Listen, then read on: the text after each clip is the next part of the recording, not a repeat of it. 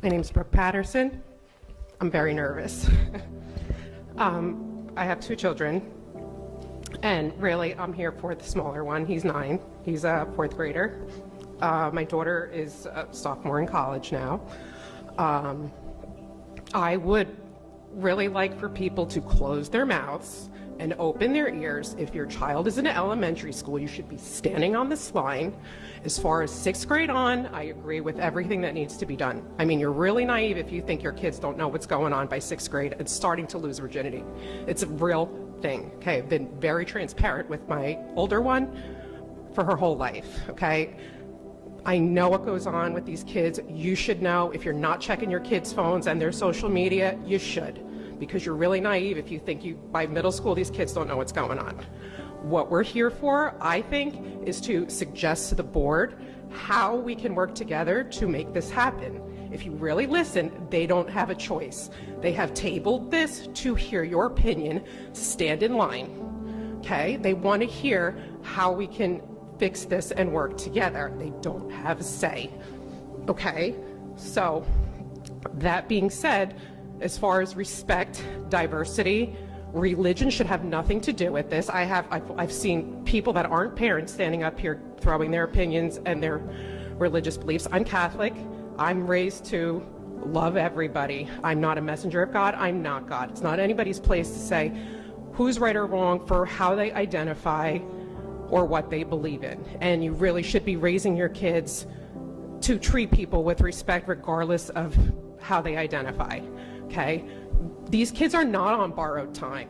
These faculty are with our children more than we are, okay? So you really want to collaborate with them instead of working against them. What I do, I saw what happened with the person that proposed this curriculum. This is from the same team that proposed the opening and closing process during COVID, okay? Both times you don't see parents of Old Bridge students, young students, being involved. What I would like to suggest to the board is maybe doing some type of similar thing, such as a task force, to facilitate some kind of curriculum. My concern is, not that Billy likes Billy, or that Billy likes Brenda, or that Billy wants to call himself Brenda. Why do we have to talk about masturbation, sexual, intercourse, whether it's, heterosexually, homosexually? Why does any child need to learn that in school or at all? That's my concern and why I'm here. How these children identify should be touched on a social level, as far as understanding diversity and treating each other with respect. I'm all for that. But my concern is, again, the sexualization part, and what age. Do you have to talk about that with a 3rd grader? Do you have to talk about that with a 2nd grader or 4th grader? Thank you. Thank you. Thank you.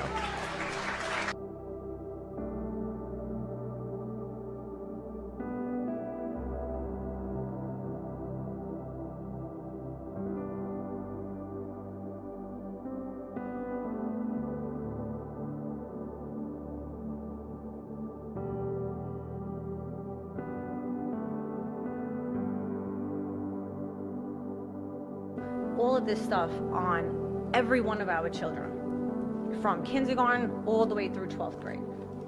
Another thing is,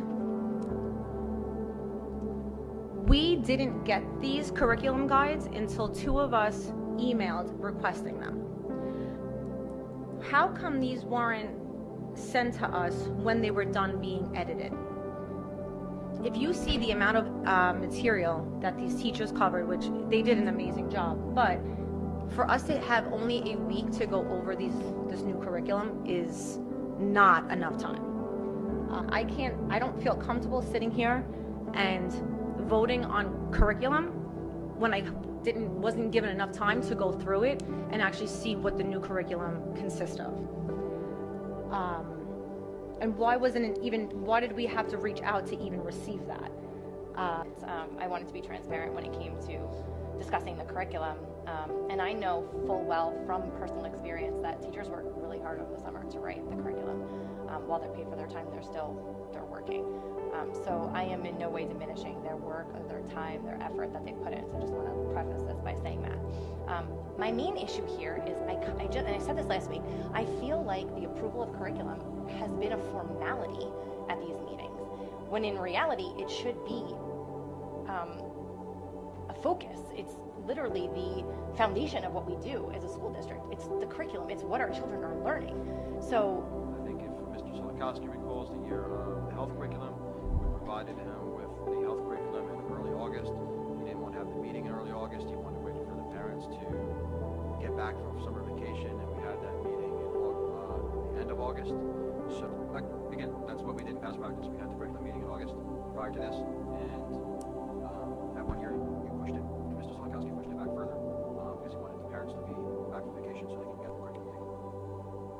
And as far as transparency, I do want to commend, again, the board for putting this curriculum on hold until they have all the answers. And also, Mr. Solikowski, when we had that opportunity as parents to speak on that health curriculum, there was a huge turnout, so much that it couldn't even fit in this room.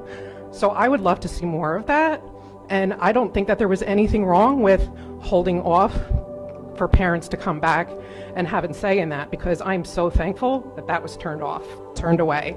It was completely inappropriate to have terminology such as anal and oral sex introduced into the 3rd and 4th grade curriculum. So that's just my 2 cents. Thank you. Strengthen the relationship, I think, again, is just complete transparency. Again, I know I brought it up before, but there was, the big meeting 2 years ago with the health curriculum. We got the same email from the same Board of Ed member multiple times, to the point where it triggered me to wonder, why do I keep getting this email? What is this person trying to tell me? And then to, read the curriculum and learn more about it. I was so grateful. And I have to say, there had to be hundreds of people in that room at that time, all parents advocating for our children. I would love to see more of that. I would love to, it can be overwhelming and overstimulating at times as far as the social media. Maybe we can mainstream that a little more and funnel it all together, because we have like 40 documents in the backpack. If you have multiple kids in multiple schools, that can be overwhelming and taxing.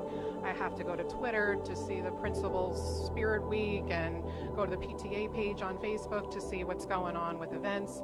It can be, to the point where then you miss some of this important stuff. And I don't want to miss the important stuff. And I know the more I talk about the things that matter to me with other parents and why I'm running, they had no idea a lot of these things were going on. It's book banning, actual books, literature that you learn from and, gain some knowledge from.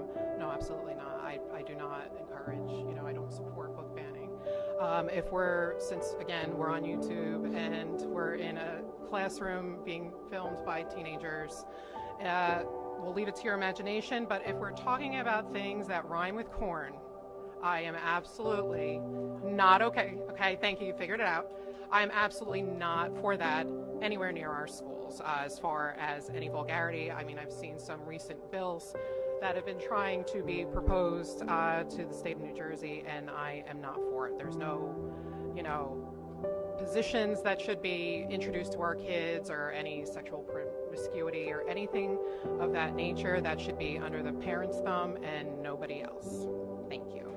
I am for parental rights, and meaning just no secrets. I don't want my child's name to be something other than I,